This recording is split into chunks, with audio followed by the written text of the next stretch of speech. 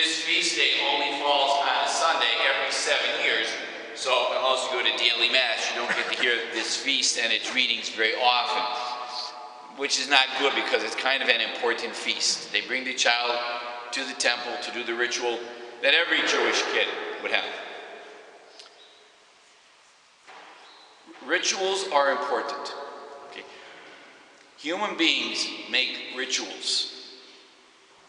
We make rituals. We have lots of them. Tonight, it's Super Bowl, you have a ritual. You probably go to the same guy's house and get the pizza and the wings and maybe beer and soda, and you watch the game. You probably do the same thing every year. If it's somebody's birthday, somebody gets a cake and puts candles on the cake and everybody sings happy birthday. It might be the one song we all know is happy birthday. If it's 4th of July, we set off fireworks somewhere, and we probably go to the same place every year. Human beings need rituals. We do. They make sense of life. New Year's Eve, 4th of July, birthdays. Human beings create rituals. They make sense of life. But rituals make us human beings too. Rituals make us human. We make them, but they make us. Who's going to be at the birthday party? Only a certain group of people. Family, probably. Who's going to be at your Super Bowl party tonight?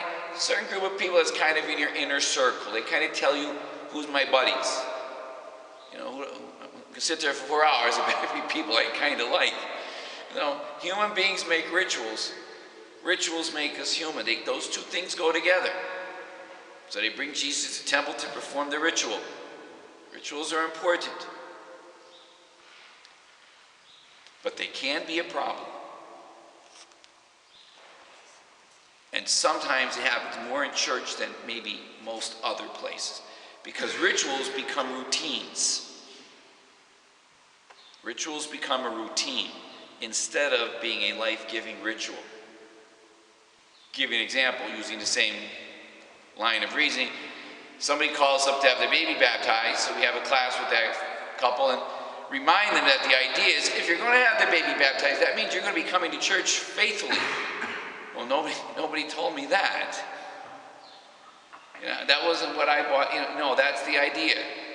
Why would you punish the baby by making it something that will never be followed through on? Why would you do that? Sometimes that leads to, well, that's what we do. Well, maybe we don't do it well. For those of you who come to church every week, it can become a routine to come up and receive communion without really thinking about what you're doing. That the priest or the minister is saying, the body of Christ, he's asking, do you believe that this is the body of Christ? Are you prepared to receive the body of Christ? Is your soul ready to receive the body of Christ? Or do you just get in line and do what everybody else does, which is what you did last week, and the week before, and the week before, without too much thought? That's when ritual becomes routine. And nobody suffers more from it than the priest. If I have a funeral at 9 o'clock in the morning, a wedding at 1 o'clock, I mean, George here lives the same thing that I do. And then a 4 o'clock mass in the afternoon. By the time you get to that third mass, you're on autopilot. You're not supposed to do that, by the way.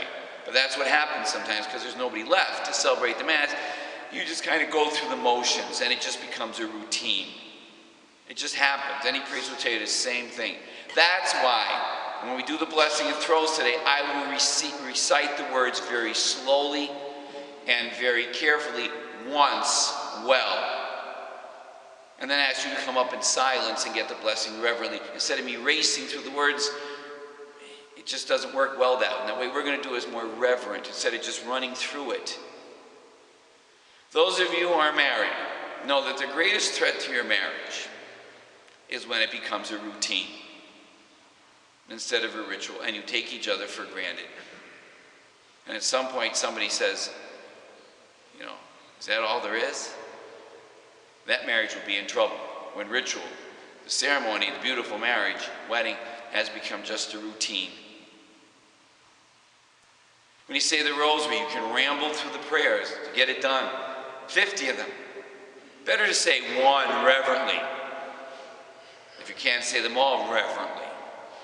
These are the risks we take when a ritual can become a routine.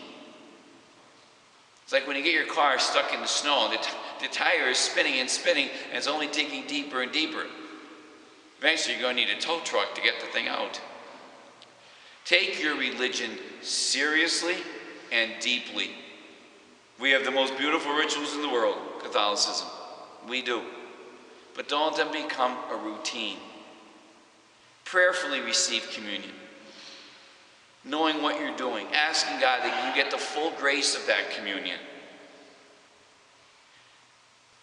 Everybody in church, except for one or two people, is old enough to remember when the nuns wore habits. Don't let your religion become a habit. Let it become life-giving. Let us stand, my friends, who profess our faith.